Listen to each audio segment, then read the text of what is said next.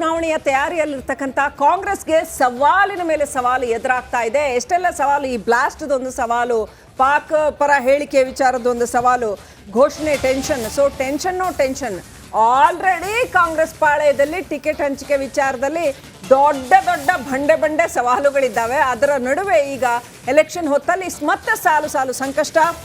ಯಾಕಂತಂದ್ರೆ issues matter.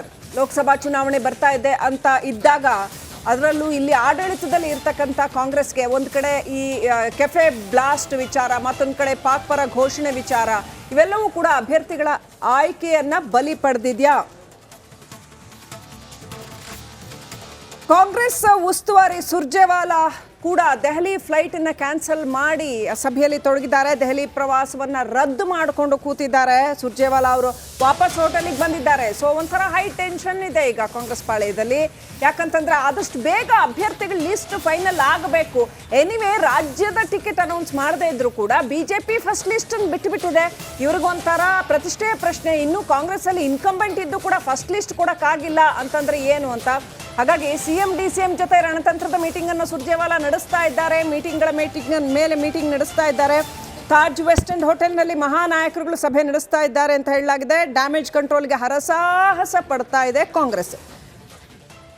ಒಂದೊಂದು ಕಡೆಗಳಲ್ಲಿ ಒಂದು ಕಡೆ ಇಶ್ಯೂಗಳು ಬೂಮರಾಂಗ್ ಆಗ್ತಾ ಇದ್ರೆ ಕಾಂಗ್ರೆಸ್ಗೆ, ಅದು ಕೆಫೆ ಬ್ಲಾಸ್ಟ್ ಇಶ್ಯೂ ಇರಬಹುದು, ಒಂದರ ಹಿಂದೊಂದು ನಡೀತಾ ಇರ್ತಕ್ಕಂಥದ್ದು, ಅದು ಪಾಕ್ ಪರ ಘೋಷಣೆ ವಿಚಾರ ಇರಬಹುದು, ಒಂದರ ಹಿಂದೊಂದು ಇಶ್ಯೂಗಳು ಬೂಮರಂಗ್ ಆಗ್ತಾ ಇದ್ರೆ ಮತ್ತೊಂದು ಕಡೆ 3-4 ಜನ ಶಕ್ತಿ ಕೇಂದ್ರಗಳು, ನಾಯಕರುಗಳು ಕಾಂಗ್ರೆಸ್ ಪಾಳ್ಯದಲ್ಲಿ ಇರ್ತಕ್ಕಂಥವ್ರು. ಮೊದಲನೇದಾಗಿ ಸಿದ್ದರಾಮಯ್ಯ, ಡಿ.ಕೆ. ಶಿವಕುಮಾರ್, ಪರಮೇಶ್ವರ್, ಖರ್ಗೆ, ಹೀಗೆ ಒಂದೆರಡಲ್ಲ 4 ಲಿಸ್ಟ್ ಹೋಗುತ್ತೆ. 4 ಲಿಸ್ಟಲ್ಲಿ ಯಾರು ಅಂತ, ಒಂದೊಂದು ಲಿಸ್ಟಲ್ಲೂ 4 ಜನ ಅಭ್ಯರ್ಥಿಗಳು ಕನಿಷ್ಠ ಅಂತಂದ್ರೂ ಸುಮಾರು ಒಂದು 30ಕ್ಕೂ ಹೆಚ್ಚು ಅಭ್ಯರ್ಥಿಗಳು ಒಂದೊಂದು ಕ್ಷೇತ್ರಕ್ಕೆ ಆಕಾಂಕ್ಷಿಗಳಿರ್ತಾರೆ. ಅದನ್ನು ಫೈನಲೈಸ್ ಮಾಡೋದು ಕಾಂಗ್ರೆಸ್ಗೆ ಬಹಳ ಕಷ್ಟ ಆಗಿದೆ.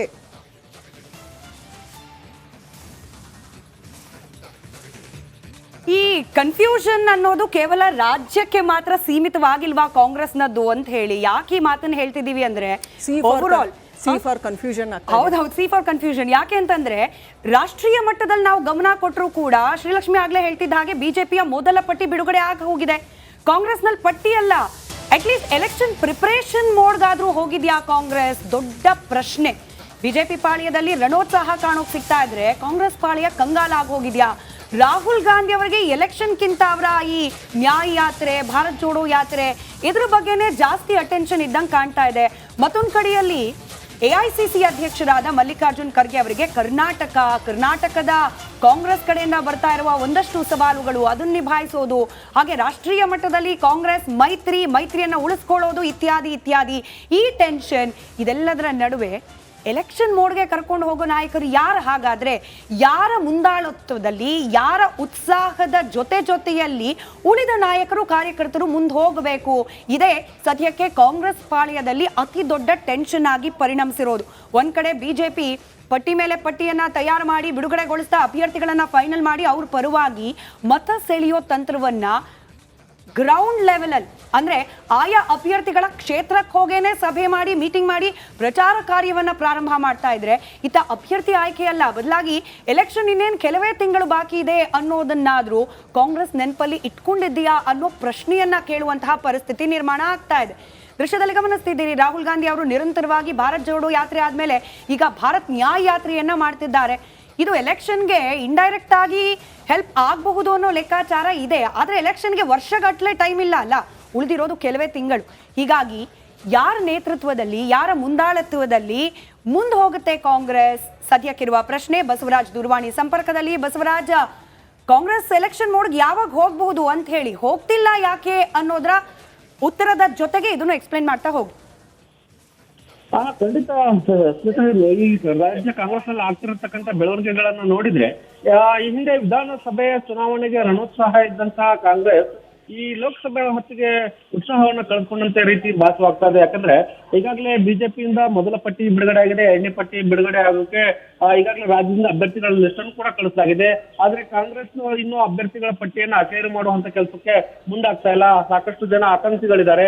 ಪಕ್ಷ ಸಂಘಟನೆ ಕೂಡ ತಂದು ಕುಂದಿದೆ. ಯಾಕಂದ್ರೆ ಲೋಕಸಭೆ ಚುನಾವಣೆಗೆ ಪಕ್ಷ ಸಂಘಟನೆ ಆಗ್ತಿಲ್ಲ ಅನ್ನೋ ಆರೋಪವನ್ನ ಕಾಂಗ್ರೆಸ್ ಪಕ್ಷದ ಕಾರ್ಯಕರ್ತರೇ ಮಾಡ್ತಾ ಇದ್ರೆ. ಇನ್ನೊಂದ್ ಕಡೆ ಕಾಂಗ್ರೆಸ್ ಹೈಕಮಾಂಡ್ ಕೂಡ ರಾಜ್ಯ ಕಾಂಗ್ರೆಸ್ ಮೇಲೆ ಒತ್ತಡವನ್ನ ಏರಿ ರಣೋತ್ಸವ ತುಂಬಬೇಕಾಗಿತ್ತು, ಅಥವಾ ಹೈಕಮಾಂಡ್ ಕೂಡ ವೀಕ್ ಆದಂತೆ ಭಾಸವಾಗ್ತಾ ಇದೆ. ದೇಶದಲ್ಲೇ ಒಂದಷ್ಟು ಚುನಾವಣೆಯನ್ನು ಎದುರಿಸೋಕೆ ಕಾಂಗ್ರೆಸ್ ರಣೋತ್ಸವದಿಂದ ಯಾಕೆ ಹಿಂದೆ ಸರದಂತೆ ಕಾಣಿಸ್ತಾ ಇದೆ. ಯಾಕಂದ್ರೆ ಇಂಡಿಯಾ ಮೈತ್ರಿಕೂಟದಿಂದ ಒಬ್ಬೊಬ್ಬರ ಹಿಂದೆ ಸರಿದಿದ್ದ ಕಾರಣಕ್ಕಾಗಿ ಈ ರಣೋತ್ಸವ ಕಡಿಮೆ ಆಯ್ತಾ ಅನ್ನುವಂತ ಪ್ರಶ್ನೆಗಳು ಒಂದ್ ಕಡೆ ಎದ್ದೇಳ್ತಾ ಇದ್ದಾವೆ.